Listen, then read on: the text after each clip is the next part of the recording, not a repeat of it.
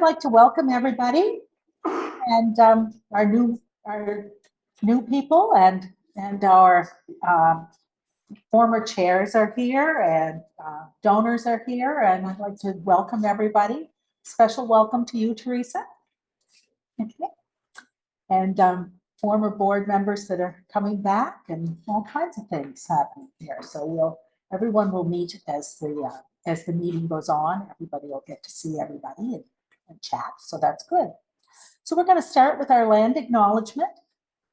That'd be my left hand.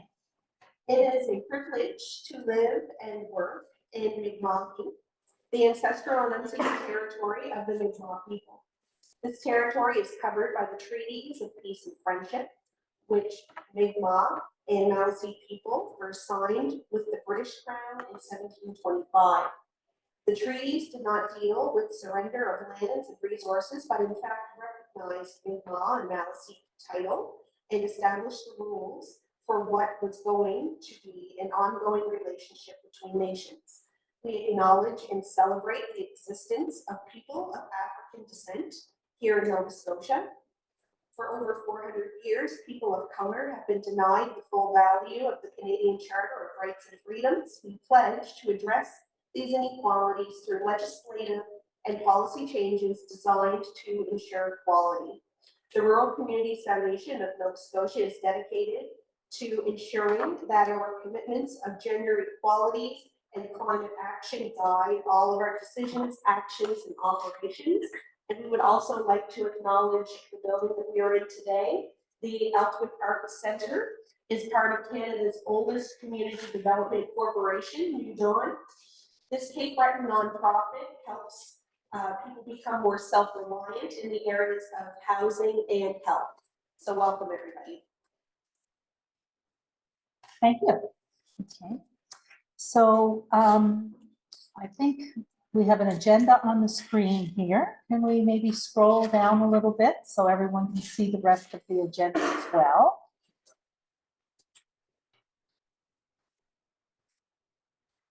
Okay. I'm going to need a motion to approve the agenda unless somebody has something they wanted added to it or some changes. No? Can I get a motion? Good, Ben. Thank you, Ben. And do I have a seconder? Perfect. Thank you, Justin. And all those in favor? All those opposed? So moved. Okay. Now we distributed the minutes for the March 15th, 2022 AGM. And I hope everybody has had an opportunity to review them. Anybody have any changes, or are we okay with all of that? I have a question. Sure. No, just the board members. I'm sorry. We have enough board members around you that'll slap you when it's time to vote, okay? So, okay, so we need a motion to pass the AGM. That's the reason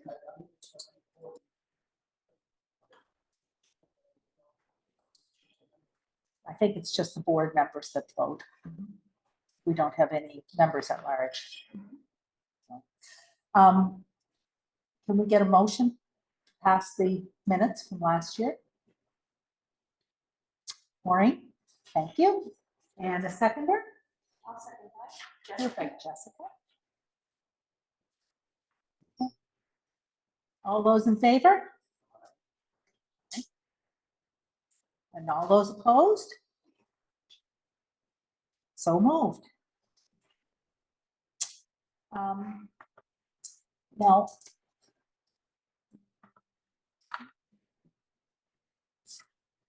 if I have some wrong papers in front of me. That's great. The last meeting thing.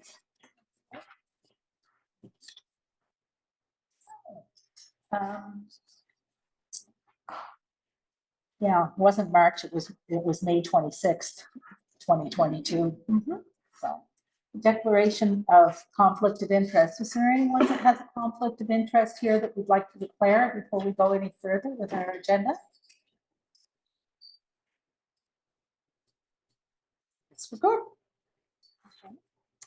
So now a financial report. Justin, if you would go over the financials. So I reviewed the financial reports, the audit statements prepared by McDonald, Murphy and Simmons Incorporated. So motion is to move the acceptance of the financial report. Justin, sit where I am. Sure. That just that everyone knows what you're saying. There are two financial reports in the middle of the table there. So I've reviewed the financial reports of the audit statements prepared by McDonald, Murphy and Simmons Incorporated. And I motion to move the acceptance of the financial report. So do we have a seconder for that motion? Sure. Any discussion? And this report will be online. And it's also in our annual report. All those in favor? Opposed? So moved. One more motion. I also moved to engage McDonald, Murphy and Timmons Incorporated again, chartered professionals accountants located in Cheticamp as auditors for 2023 year-end financials. And do we have a seconder for that? I'll second that, Justin. Jessica, Justin, Jessica. Okay. And any discussion on that?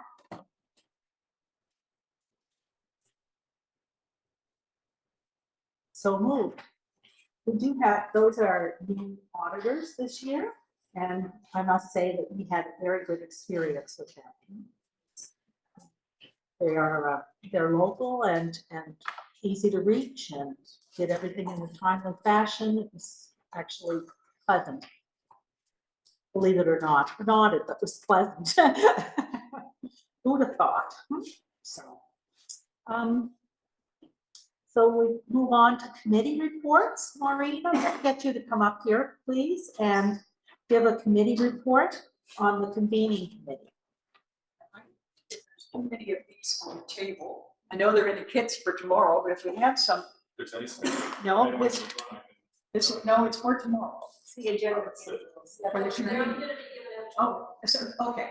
Anyway, after almost a year of planning reform, meeting every Friday morning for an hour or so, we are very delighted to be hosting a convening session tomorrow. And I want to introduce Susan Hirschberg, who's been the spark with us around climate change and who has really got us going around bringing people together from Cape Breton and other parts of the province to come and talk tomorrow about climate change. And I will put one of these on the table if that's okay, Penny. Yeah, I will put one of these on the table. Oh, that's it. And speak to the microphone. Okay. Sorry. So yes, I will put one of these on the table so you can just sort of see. We have really a lot of Indigenous participation, some wonderful initiatives from around Cape Breton and Northeastern Nova Scotia who have really, and it's just going to be a great day of sharing of experiences around action that's taking place around climate change. So that's what our big day is tomorrow. So that's just really the report, is to just sort of say we're finally here. Everything's in place. We hope it goes smoothly, and thank you all for coming to participate tomorrow. Thank you very much. That was a big job getting organized for the convening session. And Maureen, I appreciate everything you've done. That's a lot of work. And Penny? And Penny, yeah, without Penny, I don't know where we'd be.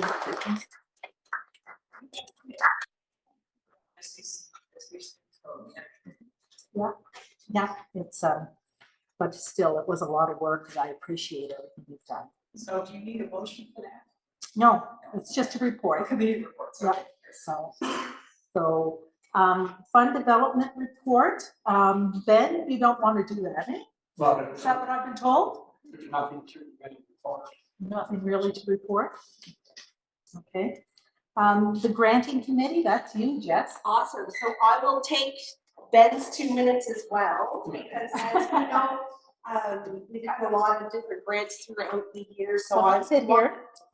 You're not getting started. Hello, everybody. So for granting this year, I'm just going to go over a couple of the things that we have been working on and then discuss very quickly some current grants that we have. So in 2022 and up until now with 2023, we have over $250,000 that have been given to grants for rural charities in Nova Scotia, which is huge. Very large jump. This is the best committee. I don't know. We've been able to give and provide $28,000 to the Joan Fyman Climate Change Fund. So thank you so much, Susan, for helping head that as well. We have $200,000 that we have given out for gender equity grants here in Nova Scotia in our rural areas. $3,000 went towards our Soaring Eagle Fund.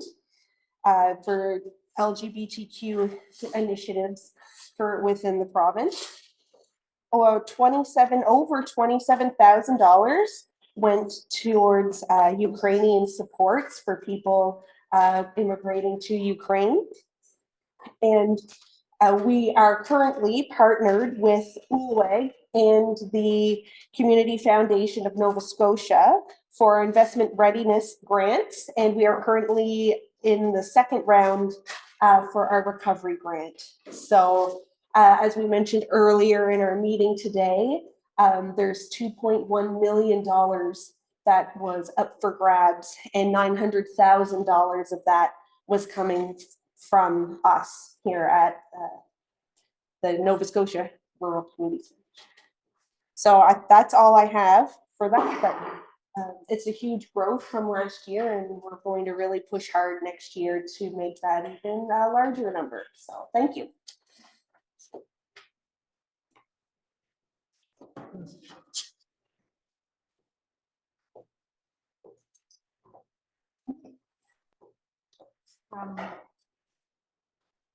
Next, we have our nominations committee.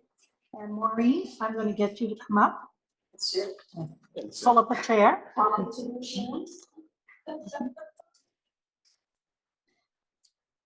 And if you could, when you're reporting on people and stuff, maybe let them know who's in there.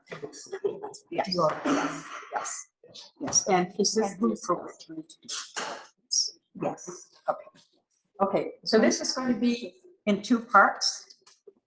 I'm reporting for the nominations committee. Go. And it's really going to be in two parts because we're going to use this as an opportunity for both new board members and existing board members and people from the board in the past to have everybody introduce themselves. And we're going to do that according to telling us a little bit about yourself, your roots, and what brought you to the Rural Communities Foundation. And so that way everybody knows who everybody else is and has a little bit of background. But we had a very active campaign for directors this year, and we are very pleased to have. We are blessed with any number of people who are new, and so I would like to move. This is the A part. I would like to put forth a motion to appoint the following individuals to our board. Now, I'm not sure. Do we need to do them one by one, or can it be I think you can put the as they say? motion if you like. No. Okay. So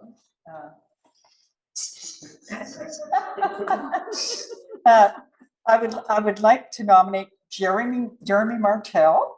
And in a minute, Jeremy, we'll get you to tell us a little bit about yourself. Dana Decent, Kathy Leslie, and Ketel Misbu, I think, Kanye Steve. Is that even close? No, KJ? Okay, this is KJ. And so that's the motion, is I'd like to nominate these people to be directors for Rural Communities Foundation. And then we'll talk about who's leaving after that. Yeah. Is there any nominations from the floor? Oh, right. Is there any further nominations from the floor? Are there any further nominations? Once, twice. Are there any further nominations from the floor? Being none, I guess we will all new directors by acclamation.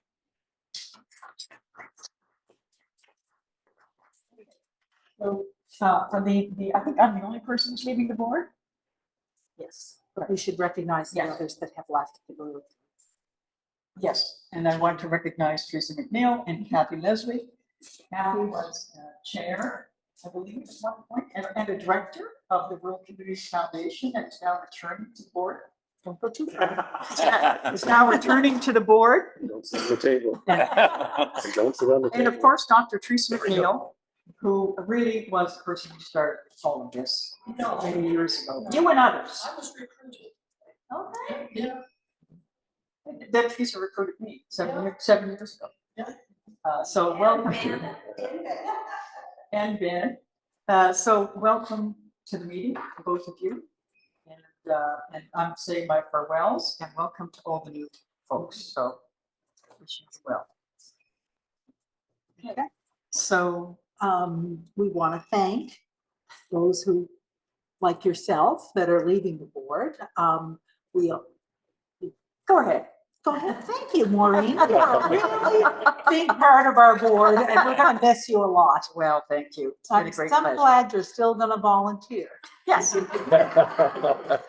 Teresa and I are still working on some things, and I still hope to work on the grant. And Sure. that's the definition of voluntold. Yes. All right, so we do, the motion's passed. The motion's passed. We now Do we have a have. seconder? Ben is going to second, and All those in favor? all those in favor. All those opposed? So moved. So We will just take a few moments and do introductions around the table. So the idea was to talk about your kind of rural roots or interest in rural, kind of a little bit about your background, particularly for the new people, and for the new people to know, some of us who've been around for a while, what brought us there as well. So if we start with you, Jeremy. Sure. this way. Oh, but I can yell really loud. Eventually, Can I go like this? Can I go like this? Sure. Does this work? All right. Jeremy Martell. I'm the Director of Communications with the Cape Breton Partnership currently. I was born and raised in Richmond County in Isle Madame. I currently live in Loosedale in Richmond County. And I guess what brought me here is a passion for rural communities and rural living here in Nova Scotia.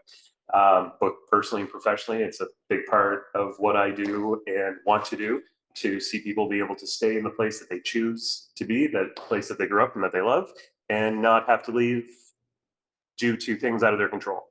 And I see the Rural Communities Foundation as being a place that helps accomplish that. So there you go. Thank you. So maybe we'll look for you. Don't find it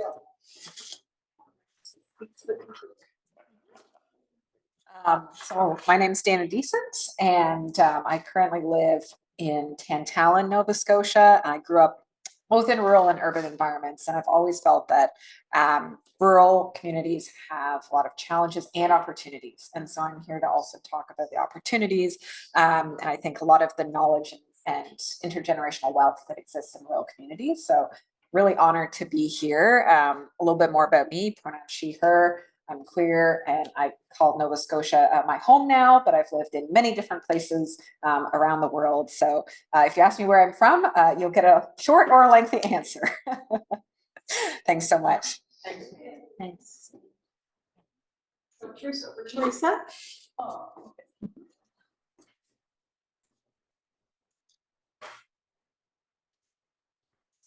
This is quite awkward, isn't it? It is. But it pronounced well, so it's good. Acknowledging that it's quite awkward.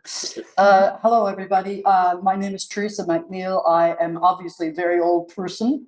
I live in Johnstown, Richmond County. Hello, Richmond County. And three of us here, at least from Richmond County. Yeah, that's good. I was recruited, as I mentioned, Maureen, to the Rural Communities Foundation of Nova Scotia when I was already retired and living in Johnstown. Retired from, I was employed by St. FX University for 37 years, and I've been retired for 26. So put that together. I was recruited to the Rural Communities Foundation by a very energetic woman who lived in Amherst. I will just leave all that behind, but she had been with it from the beginning when they got the little bit of money and started to work on it with very ill-defined purpose, I think, which we kept trying to define. And I guess the period when I was chair, that what we really worked on very hard was to do fundraising. I have no idea where you got all that money, and I'm really interested in knowing, because our wonderful plan sort of fell apart, Penny, when we hired a person who just didn't turn out. And I'm not blaming her, it's just that it fell apart then. It was unfortunate, because a lot of creativity went into it. And Kathy Leslie knows all about that background. But I don't know that you need to know about it, it's gone. Much better the way it sounds here today. And I'm glad to be here. And thank you very much for the invitation. I mentioned one thing, it's awkward being a guest because I'm not quite sure how to behave. Do you participate in conversation and just not vote, or do you just shut up the whole time? I don't know. You definitely need to participate. Okay, thanks. Okay. I was feeling awkward, so thank you. Thank you very much. I'm glad to be here. Next.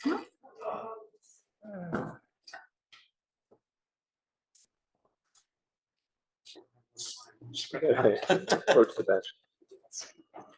Hello, Ben Hagway from Reserve Mines. I've been involved with doing a lot of community work most of my life. Used to work in hockey. I was recruited by Teresa to join the board, and I had always felt it was not a spot for me, but they've made me feel welcome and given me things to do, and I've tried my best to do them. I welcome all the new people, and I hope that they're gung-ho on a few different things. And with Teresa's question, I had done an awful lot of things in my life to promote community events and search for funding in that. And I guess that's why I was on the fund development board. But with COVID the last few years, there hasn't been a whole lot that we could do to accomplish that. So anyway, Ben Hagway, nice to meet y'all. Kathy?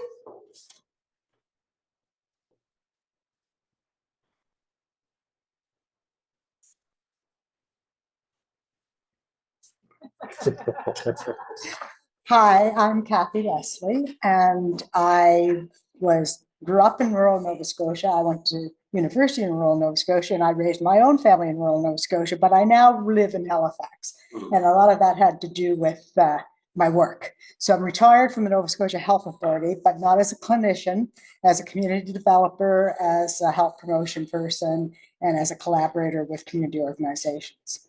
I had been on the board, and I can't remember when, Teresa. I don't know the years, but I had been on. I think you said you left when Maureen came on, but not because. I think it was good because someone was coming in. Is that correct? Perfect. So I remembered that. That's a good thing. I'm currently retired, and when I did step down from the RCFNS board, I actually joined the Atlantic Summer Institute for Safe and Healthy Communities. And that's been a while. And it's time for me to move out of there. So timing lined up. And I thought, well, I knew that the call was out. And so it's kind of interesting that I'm going back and forth between two very focused on community health and, you know, promoting health from birth to death, basically. And so it's, yeah, I feel really good about it. And thank you for inviting me.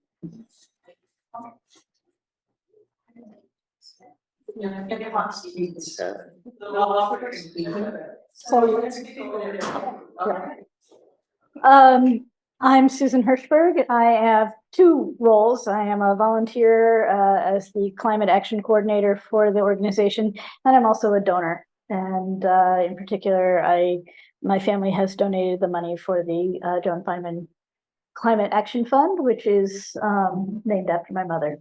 So I love this organization, and I'm looking forward to continuing to work with everybody. I think rural issues are particularly important for climate change and tremendous opportunity. And also, we're looking to very much expand, you know, hopefully not throughout just using my family, but to expand our ability to give more climate change grants through this organization. Thank you. Yes. We'll introduce you. Okay. Hi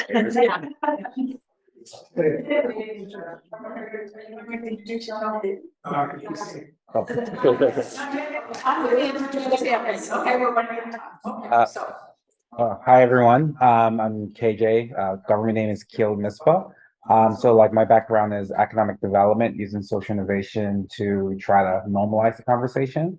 And I'm involved because I live in a rural community and everyone ensure as Nova Scotia grows that we, you know, protect the cultures of rural communities. So, yeah. Thank you. Thank you.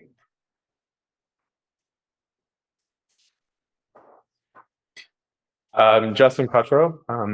I've been on the board for a year now. This is my second year. I'm the treasurer. I grew up in rural Nova Scotia, moved away for about 9 years, came back, fell in love with the province all over again, and really wanted to get involved in helping rural communities. So really excited about what has happened here in the last year in the foundation, and then really looking forward to what's coming in the next future, next little future. Yeah. Thank you.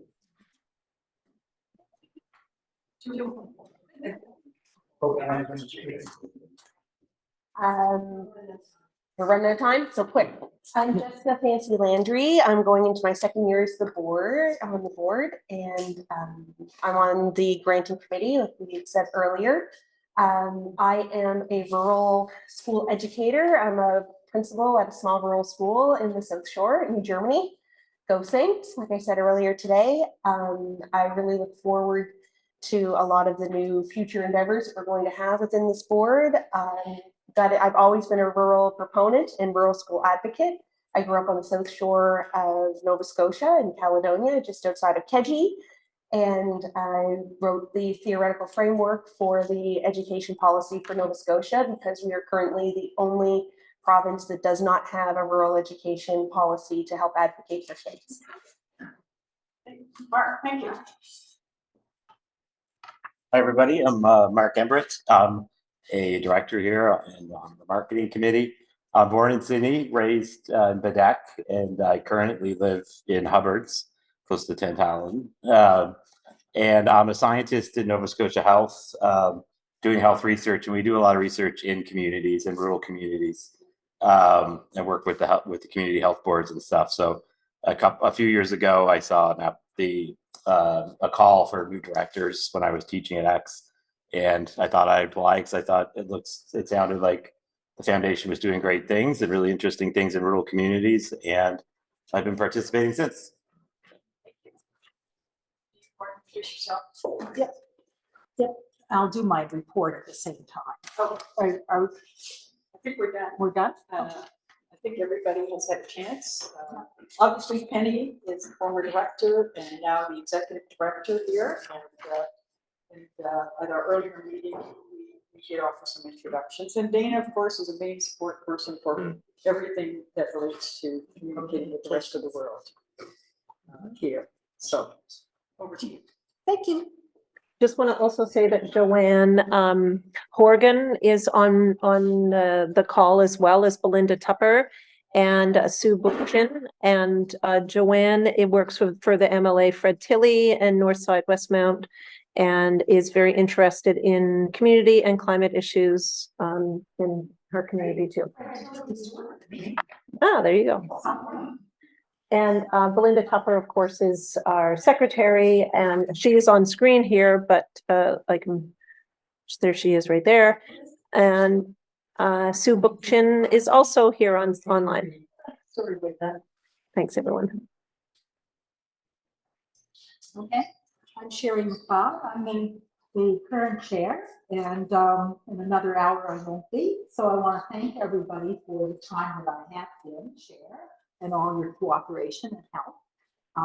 We have a wonderful board.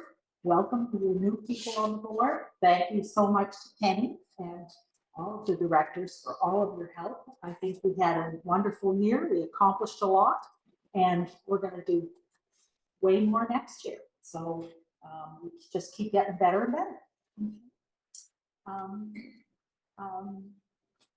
Penny, you don't want to say a few words, you told me? I don't really, I already talked a lot before, so, but I just want to say I really appreciate being in the position that I'm in. I love working with everybody, and I really look forward to working with the new board members as well. And this has been a really exciting time for me, so thank you. So I'm going to ask for a motion to adjourn the business portion of the meeting before I introduce our guest speaker. Motion? Oh, Ben, you're always so dependable. That's great. Okay. Now I'd like to take the opportunity to introduce our guest speaker, David Upton. And we have a nice little write-up all done up on David here. David is a committed entrepreneur who is passionate about social change. His business is a tool to strengthen community by helping to build capacity within the social innovation and community-based enterprise ecosystem on a regional, national, and international basis. Recent affiliations, got all kinds here. Co-founder of Commonwood Solutions, community interest company in Nova Scotia, co-founder of Social Enterprise Institute, an online learning platform delivering SE training globally, founding vice president of the Social Enterprise Network of Nova Scotia, Government of Canada Social Innovation Social Financial Steering Group member of Nova Scotia Community College Department of Business Advisory Committee, Nova Scotia Department of Education Business Council Board member, Innovation Advisory Committee, Immigration, Refugee, and Citizenship Canada, RCC. And David, if you want to come up here and take control, are you going to stay down there and talk to this? Yeah. Okay. So I am going. You look at that. Got a short map, sure. So, one of the things about talking about social finance is really, as I said earlier, it's a boring topic in lots of ways. There's not most of it are like here for song. I'm going to try to do a little better than that today. I made some notes, and I always have to make notes just before I go in because my writing is so bad that tomorrow I won't be able to read it properly. But Commonwood Solutions was built as a community interest company. And for those of you who don't know, community interest companies are a hybrid between a nonprofit and a for-profit business. So how they work is we operate under tax law as a for-profit.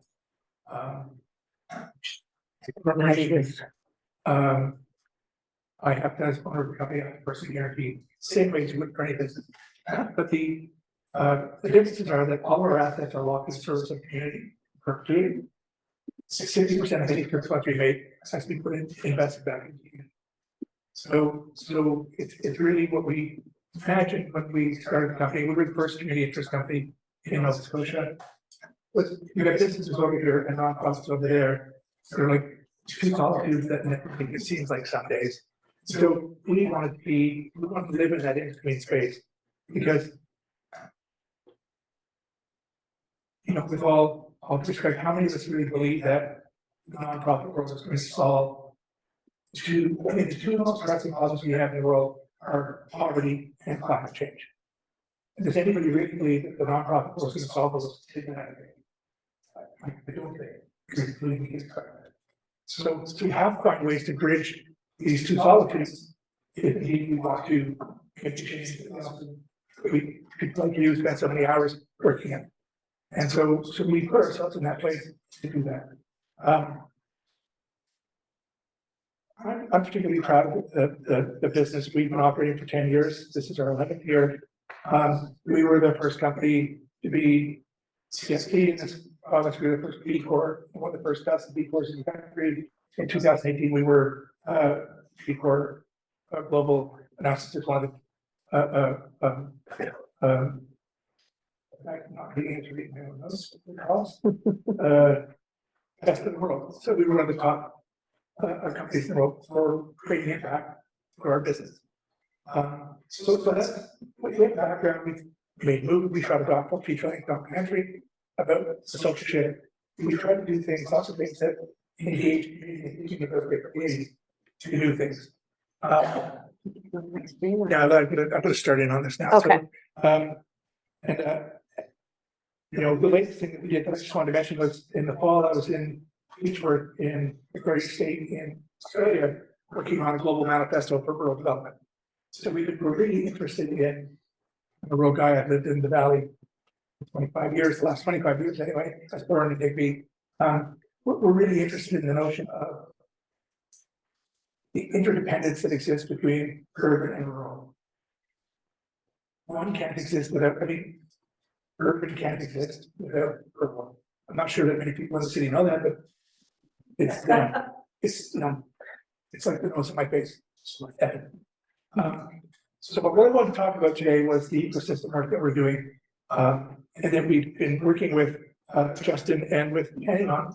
Gosh, it's getting on to be I know a bit of time, but we've been talking about these ideas of how to create an ecosystem that for impact that will support kind of work that's going on. I was at a food security or a conference yesterday in Roxbury, and there are fabulous projects going on. The thing about impact projects is they tend to not scale in the way that a great business idea would scale. So what happens is instead of scaling up, like the X rocket, which didn't go very well. scaled up for a couple of minutes, they tend to, if they're going to work, have to scale out. And scale out is a more challenging thing. I think people here are familiar with Fred Astaire and Ginger Rogers. So, in place, so Fred Astaire and Ginger Rogers remind me of regular business and social business. It's like Fred Astaire was like regular business, and Ginger Rogers was like social business. And so the difference is Ginger Rogers had to do everything Fred Astaire did, so she had to do it backwards in a tight red dress and high heels. And it's that much more difficult to do social business than it is to do regular business. If we don't start to do those social businesses, we're going to not get the places we want to go. So, one of the challenges that we have as part of the national program, and I do want to say that the IRP program, I was one of 14 people that the federal government worked with for 2 years to build recommendations that turned into IRP program. So, and the only Atlantic Canadian in that group, which brings me to the real point of the conversation. Nova Scotia has a smaller population than Ottawa, Canada. One of the challenges we have in a small region is being heard on the national stage. And so many programs, well-intended and good programs, made by the federal government, are national programs as opposed to Canadian programs. And the difference between a national program and a Canadian program, the best example I've got is our RSPs. Again, people just should be trying to say this, but and RSPs are a good thing. They have made a difference in many thousands of Canadians' lives as they retire between being poor and having a high, decent quality of life. No question, it's a good program. But these national programs have unintended consequences. And in the case of RSPs, those places can spend $600 million a year per RSPs. Almost all that money is in the markets. Did anybody guess how much money that money is reinvested back into Nova Scotia? No. 2%. So we ship out $600 million and we get back $12 million. Now, if you take $500 million a year, from a million people, and you do that over a whole period of time, it's not optimal. And it impoverishes us in lots of ways. And it's not bad, it's not that kind of situation. It's a good program. It's just that it's unintended consequence that repeats itself in small regions. So the conversation I want to have with you today was about conversations that we've been having over the last That's okay. while as they relate to money and in particular, money for impact investment. So the national program, the way it's shaping out with investment readiness and the investment program, social innovation, social finance program, is that they're going to be national wholesalers. Almost certainly, the bulk of that money is going to be placed in Toronto and be distributed from there.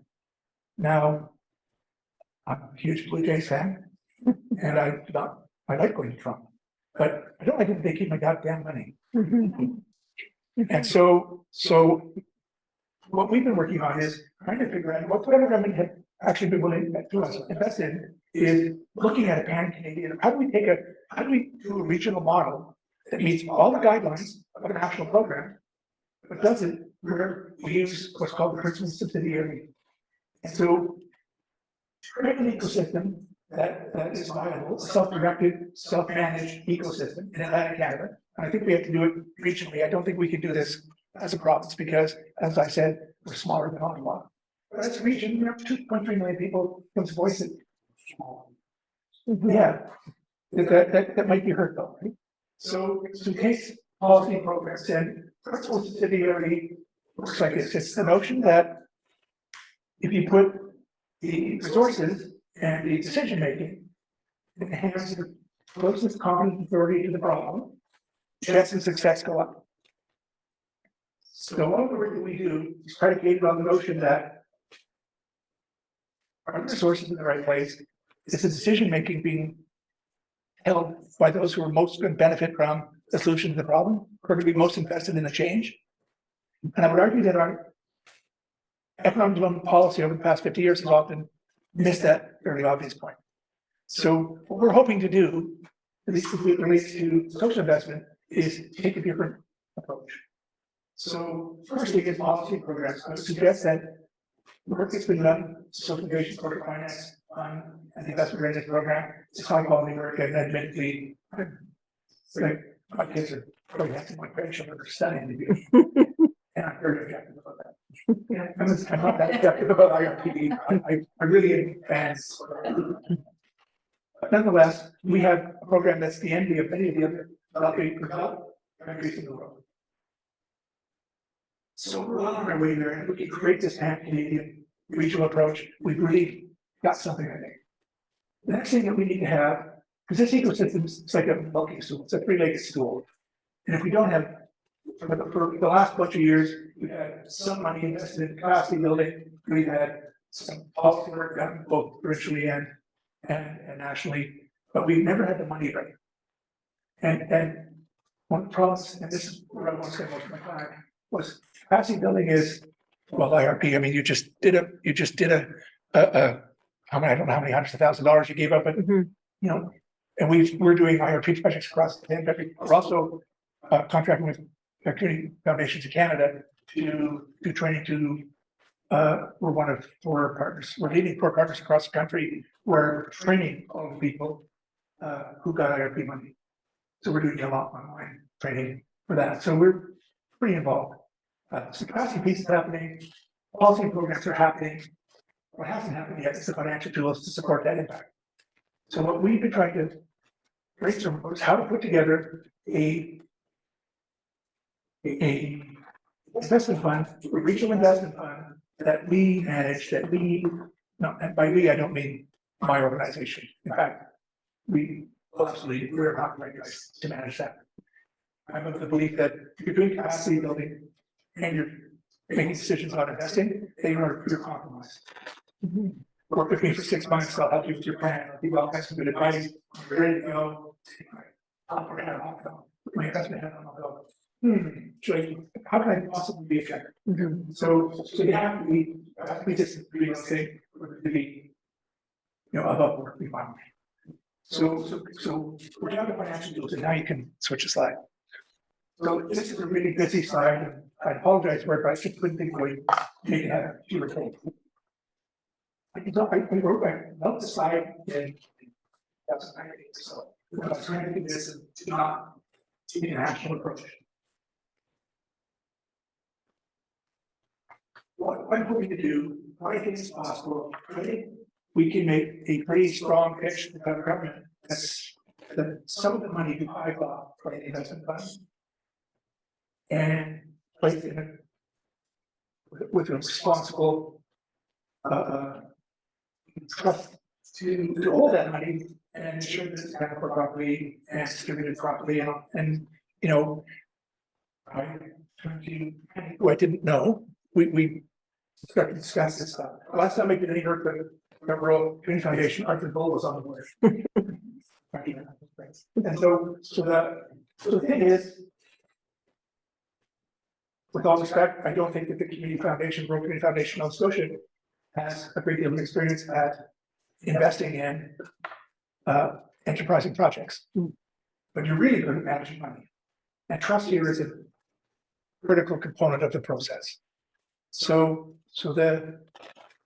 one of the truths of our region is that our whole impact system is built on a scarcity model. So there's this notion that if the co-op council gets some money, that's probably bad for the nonprofit folks who didn't get the money because the co-op council got the money. There's this kind of mentality. I've seen it, I've been doing this stuff a long time, and it's just there. The truth is, we agree on, if this is the full sum of the impact sector, we agree on about 80% of it. We spend all our time with the little wiggly pieces at the end, because that's what makes us better than you, or vice versa. Do you know what I mean? So we need to kind of work on that. So we're working on an ecosystem project that will bring partners together in September to take on a regional basis, start to figure out how to put an investment fund together that looks at outcomes, doesn't look at, I don't care whether you're a co-op, I don't care whether you're a nonprofit, I don't care if you're a business, I care if you're going to do something that's going to create measurable, demonstrable impact in the communities in which I'm passionate. And I think I share this pretty commonly held by people in the sector. So what we're hoping to do is make a case to the federal government that they put the money with the community foundations, the rural and regional community foundations in trust. We start some kind of process where you are intermediaries, or largely through intermediaries, which would be like credit unions and CBDCs and people who are professional, lenders and investors. But that often don't get the impact sector the same way that we would like to. So they tend to not want to invest money because they think the risk is too high. So what we have to do is find some kind of process whereby we have trust, we have a society trust, we create these investment funds, work with intermediaries, and work with communities, identify and prioritize, or at least want the intermediaries. So if in Sarah, and we do some work in Sarah, the most critical problem we have is poverty in rural communities, and a lot of it's housing. You cannot get places in Sarah. And if you're already excluded, you can get a problem with Sarah, you can't live there. Some like some communities that have golf courses in that. So they may decide housing is the most important thing. In the Annapolis Valley, perhaps it's a different issue. And in, Richmond County, maybe St. Mary's is a perfect example. But then places growing, population growing, everybody shut that down. Every rural community should have that down. So their problem is, you get more slippages. Or how do you, that's the volunteer base that's been supporting the activities of St. Mary's ages, the age of everything. How do you find people behind you to manage the projects that make that place grow? It's those kind of things, the little community that I live in Kingsport is like the same thing. When I chair the community board and like it's a meeting of septuagenarians and octogenarians, and I'm, you know, one of the reasons I really joined that course is because it's to be called young one. I don't get that. So this is the work that we've been doing. So what we want to do is hide out the money from the feds and get a certain percentage of it carved out of the big chunk. And then we want to find ways to bridge governments to match that. And then we want to raise money. And I think, truly believe that with support from the business community, have you ever heard of 100 good men or 100 good women? You know, they meet monthly into that. Well, I asked this notion for 100 good businesses for a while. And the difference being, and we would be the first guys that is if we run 100 good businesses in Nova Scotia and hit them up for $10,000 a year. A lot of people, all they're looking for is we. My brother ran a photocopier repair business for 25 years in Hamilton Valley. He said, at the end of every year, it didn't matter. He'd give it away $10,000 or $12,000. He said, I never did what away. He said, $300 for the minor hockey association, $400 for the girl guys, and like he said, the high school band. At the end of the year, it was always 10 grand. So for 25 years, that's a lot of money. I said, what if you focus it aside, you're just going to put it into single parent housing? He went, I never thought that. What we have to do, part of our job, is to help these businesses. We're not over millionaires, but who could take call up $5,000 or $10,000 a year and help them focus that investment on something that's going to bring that back in. I think people would respond really positively to that. So we end up with a fund that has three sort of significant contributors: the feds, the provinces, and community. Led by the business community. They would do two things. Two important things. One, we need the damn money because we need that. But I think even as important as that is we need the business community to engage in a meaningful way in the process. And I can tell you, as a small business owner, if I have money in the game, I'm going to pay a lot more attention to what the hell's going on. Mm-hmm. And so I think this is a doable thing. And I'm really don't, I don't believe on good solutions anymore. In fact, I don't run it anymore. I show up occasionally, drink coffee with the staff, and while the young woman who's running the place now, whose name is Chelsea McNeil. But this is a sort of a passion project for me, and I think it's a real opportunity for all of us to do some stuff. You can put that slide down. This is part right going to be a little bit funny, caustic. So this is an actual quote.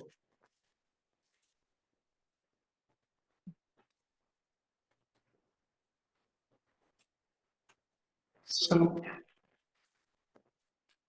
it's the problem.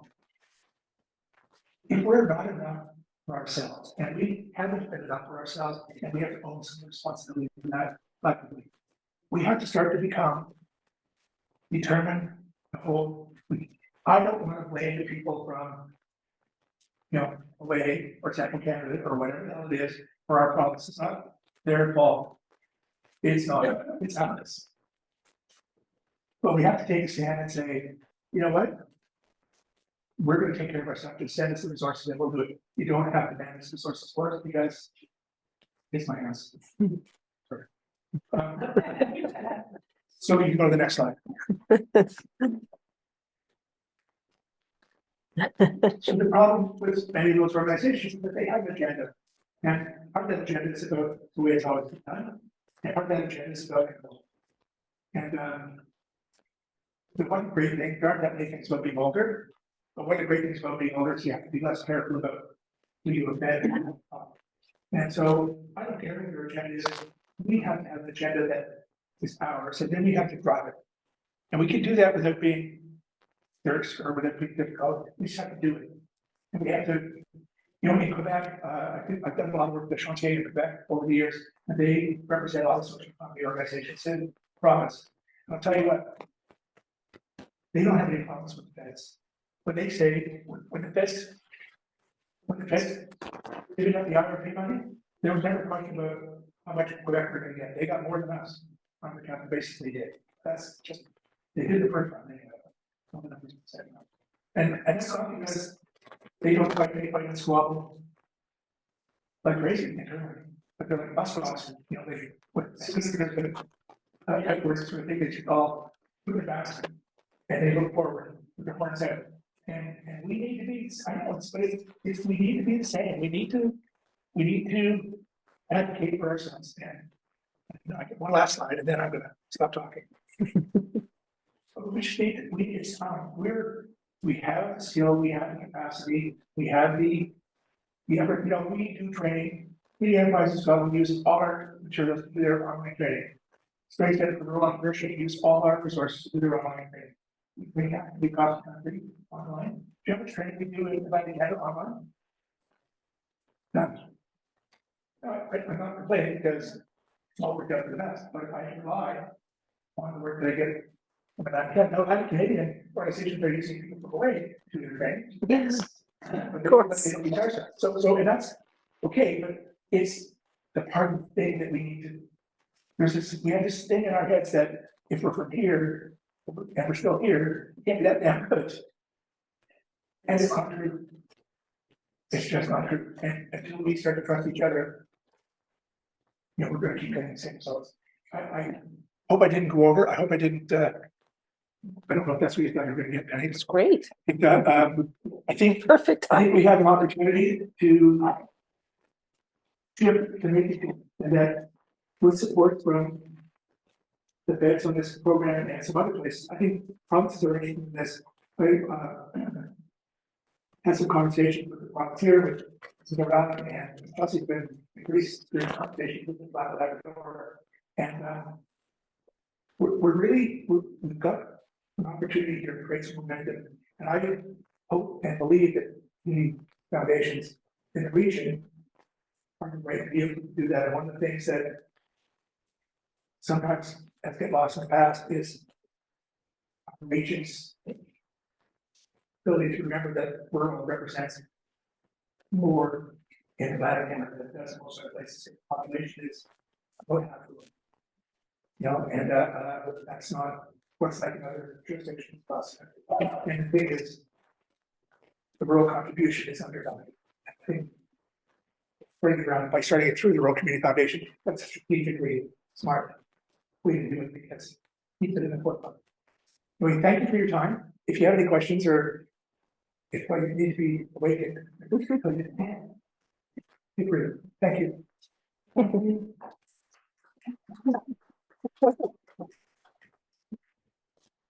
you, David. And I hope you.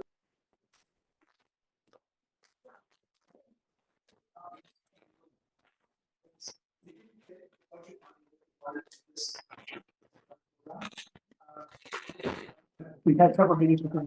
They want. I am now working for the federal government for nothing again. We like a lot of their PCAs and workers. They didn't get the money they wanted to go get, or they didn't get the investment funds before it gets to state launch. And so I'm really excited about that. I still think this is a good idea, and the best part of this idea that transcends political ideology, sort of barriers. It's appealing to conservatives, it's appealing to liberals, appealing to the NAB, not the other 50 reasons why there's something to talk to do. Because it's really changed outcomes for the most marginalized people in our communities, not really for the right things. Thank you. I have the same meetings with the local volunteers. I think it's actually targets that they're looking for. So if everybody's interested, we can find it, right? That's their total. Number? Okay. All right. Separate. I didn't even. Well, I was just saying, kind of from my personal perspective, particularly from the idea of climate change and thinking about how to kind of leverage what's out there to get more climate change. Now, this is an idea that I think is perfect. And in particular, I've been also thinking about how to leverage business communities, to sort of engage in such a climate. So, you know, again, with my sort of blinkers on climate change, I think it's not I was just saying I would love to help out. Great. I will find you. More volunteers. It's all of it, right? So, yeah, I think there's lots of ways that we can do exactly that. Perfect. Like, problems with food instability, climate change, all of the things. And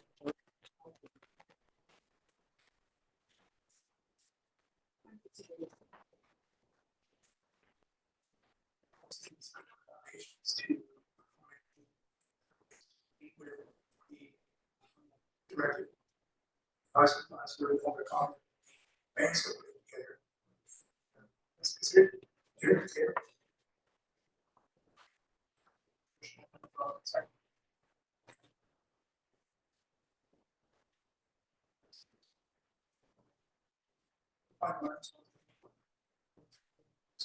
Banks last year. If money goes through that. it doesn't go to your pocket Or Inverness or Kingsburg. Exactly. It's through perhaps.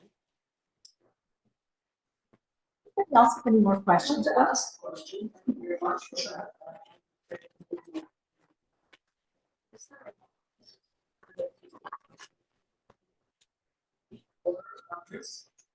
Sure. Yeah. I've got a bunch of questions. I'm sure. So, Justin's been trying to make you do that for a bit of time as well. This practice being retired. It's a skill set.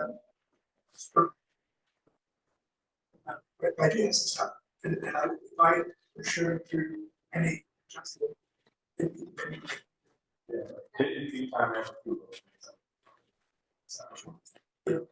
Yeah, of course. The local staff. That's right. No, no, we are. After 3 tries of retaining staff, yes, we just and then so we're still doing projects to do that. So working on how much. No, I have one who works. She's not even. She just does. So she's pretty much working. A few programs with them on the deck. Yeah, we'll get on the food.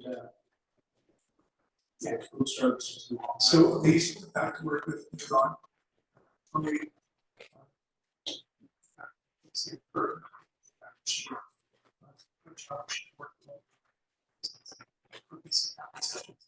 So, and Rebecca.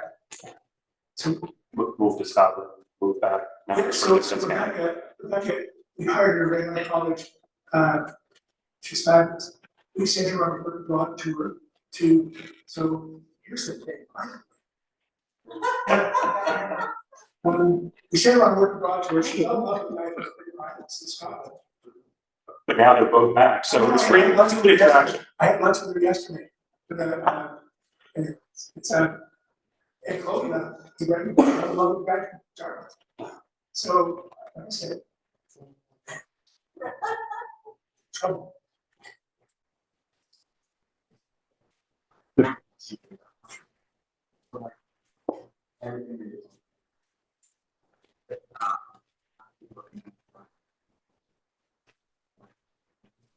Yeah. So it might be issue.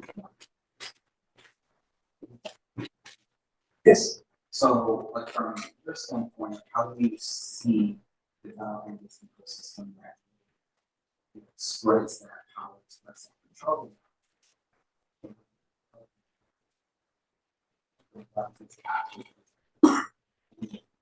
Are they talking about unqualified? But that, like, we're so rigid in not qualified organization, what's called. So when we talk about these like ecosystems, how do you ensure? Like, what's So I can tell you what we've done. So we, our offices are on Charles Street. Okay, this is really owned by the it's a very small nonprofit. It's been for years in that building. In 2017, we started working with the building was falling down. If you give me look at the see how fast the dog, and the price was too high. It required $100,000. So we worked with, we took over, we rented the second floor of the building. We signed a 20-year lease. We set them up with and we signed for so we signed a 20-year lease with the building comes to March. But the part was 3 of our staff, 3 staff, and guys 20s, guys 30s, and guys 40s, all of them on the day of for children. So we use the second floor of that space as a community for entrepreneurship. So our staff, we try to, you can't, it's hard to create the rules, other than people have to be present. It's a shaping process. So when we look at slide, so when we imagine this sheet community profile things, the priorities have to be and the decision makers in those conversations have to be represented. So if our target is marginalized communities, then not having marginalized people from those communities, marginalized communities at the table defeats the whole notion of subsidiarity. So it's a matter of not great principle. Yeah, I don't have a strategy. It's almost embarrassing for me to suggest to you how to strategy on the river. Perhaps maybe you suggest it to me. Yeah, no, I get that. More of just like especially now with a lot of folks public kind of like it and my question that's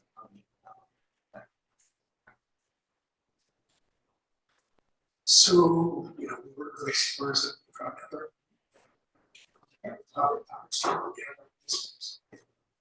Josh Creighton. Josh University of Crete did also oversee that table. But I mean, there's lots of people who can contribute significant substantial background in this kind of work who can be represented and that. Those are just 2 things that I haven't already done. To further there are 2 components of this that really stand out. One is that you're trying to kind of move beyond constraints of a centralized control of necessary in these regions, as well as federal certain types of systems and organizations that kind of forward. You're bringing that more locally. And then on top of that, you've got a representation that is all. We can all go to all talk to the feds and we can protest, whatever, stand for parliament. But a lot of cases that's the start of that. So to use this type of approach is to then take strategically selecting to sit on this type of system. So it's possible who's going to be on, who's going to be the ones who are actually like helping with decisions on the system. Well, no, right. It's not. So if you also we had an investment fund And so there's all kinds of tensions that are included in the process of a regional plan. There are geographic tensions for sure. Maybe a new plan got $500.37 less than the US. You know that some exists, and we from Nova Scotia, no damn different. We would. Then there's going to be, where's the way? What did the Indigenous community get? And then what did the newcomers get? What did the African Scotians get? I mean, you know, these are all true things that are going to have to be addressed. Challenge to everybody. So the goal is that the price of not addressing it is, you know, a set of French expression. Please do France, please do them shows. More things change, more they say they have to say. If we don't change, if we can't find the way to change, then we deserve the outcome we get. So I think this is an opportunity to change. And all those voices are critical if we're actually going to make the change in the next one. I just can't sell more than that. That's just, because I can't promise more than that. It's not going to be my voice. If I were the king, off the record. I know, right now I just got to try to collect. The other bottom line is that funding, investment funds and density more expensive to, so may find it a little hard. But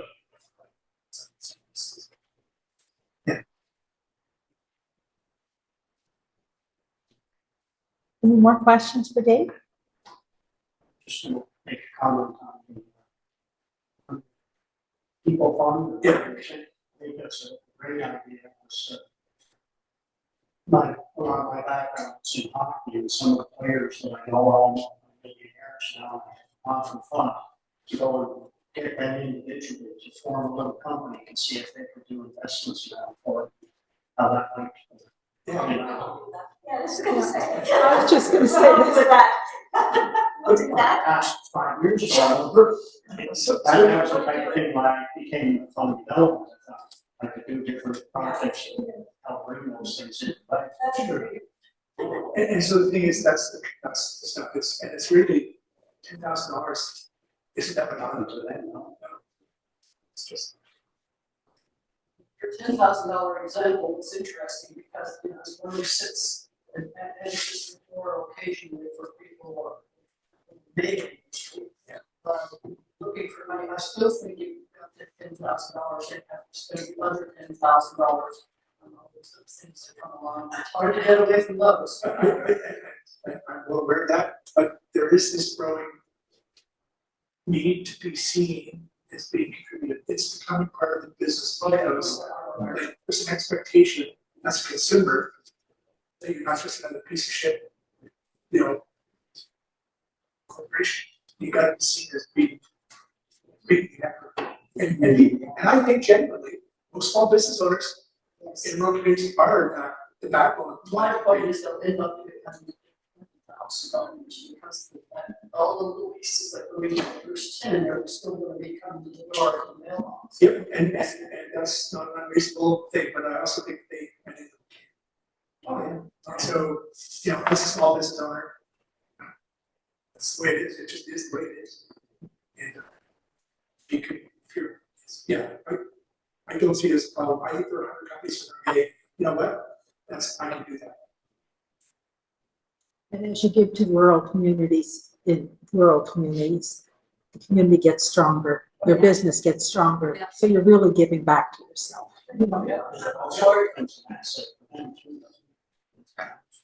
Yeah. So they get the tax rate and they get to, they don't having earned the money in the first place. So when it gets spent, you like to know you're not just throwing it away. You like to know that it's making a difference. So if we can engage small businesses in helping corporate force be a little bit more enterprising.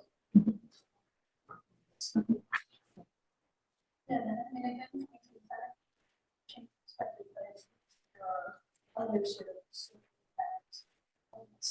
there is. I think on the part of the credits that I've used, that there are some research on this working with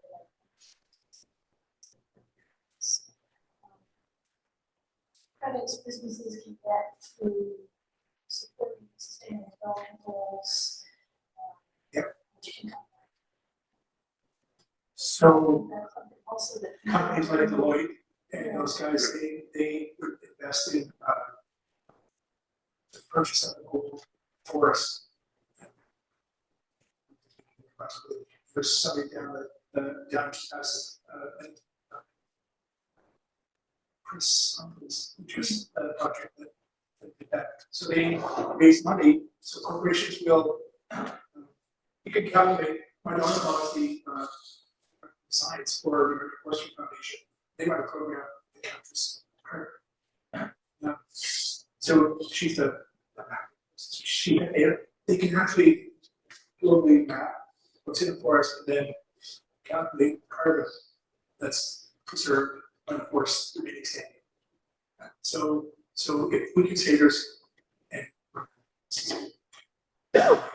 we can say there's this many tons of carbon that are saved as a forest stands, and Deloitte give you, $200,000 to purchase those carbons. So the landowner's not, the private forestry owner isn't third-party land, just silviculture in certain cases. Then Deloitte can say we're closer to carbon neutral because we're preserving forestry. I'm not saying they necessarily some but still, it's still better than forest.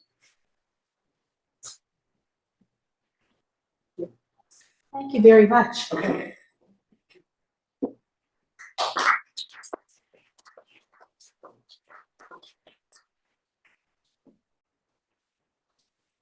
I guess that pretty much concludes our AGM.